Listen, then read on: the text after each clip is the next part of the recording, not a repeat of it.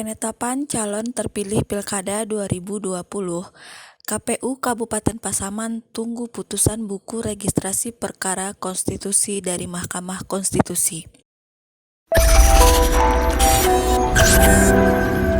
Dalam penetapan pasangan calon terpilih Bupati dan Wakil Bupati Pilkada serentak tahun 2020, Komisi Pemilihan Umum Kabupaten Pasaman masih menunggu buku registrasi perkara konstitusi dari Mahkamah Konstitusi. Setelah penetapan pleno hasil Pilkada serentak, KPU Kabupaten Pasaman menyerahkan surat keputusan hasil pleno ke KPU Republik Indonesia diteruskan ke Mahkamah Konstitusi untuk proses ada atau tidaknya gugatan sengketa Pilkada 2020 dalam pleno penghitungan suara.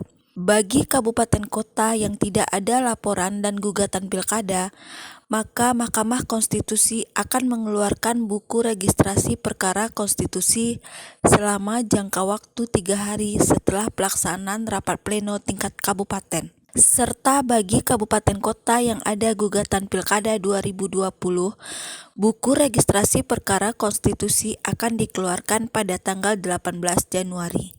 Ketua KPU Kabupaten Pasaman mengatakan sampai tanggal 29 Desember melalui website Mahkamah Konstitusi belum ada gugatan perselisihan hasil pemilu yang terregister di Mahkamah Konstitusi. Ya, untuk Kabupaten Pasaman kita lihat di situsnya MK bahwa sampai hari ini memang untuk Pilkada Pasaman tidak ada terregister perkara di Mahkamah Konstitusi.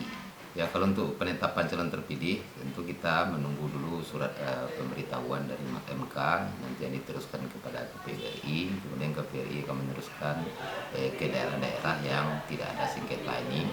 Nah, kemudian sesuai dengan peraturan KPU nomor 19 bahwa penetapan calon terpilih ini akan kita lakukan paling lambat 3 hari setelah diterimanya surat pemberitahuan dari Mahkamah Konstitusi. Ya, kalau di jadwalnya MK memang berbeda dengan PKPU. Di MK itu dia mengacu kepada hari kerja, maka di dalam peraturan MK nomor 8 kita lihat bahwa batas akhir pengajuan gugatan ke MK itu adalah tanggal 29 Desember bulan ini.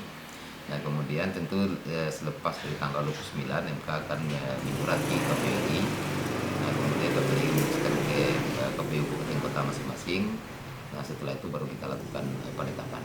Setelah buku registrasi perkara konstitusi diterima KPU Kabupaten Pasaman, paling lambat 3 hari setelah diterima, KPU Kabupaten Pasaman baru menetapkan pasangan calon terpilih melalui rapat pleno terbuka.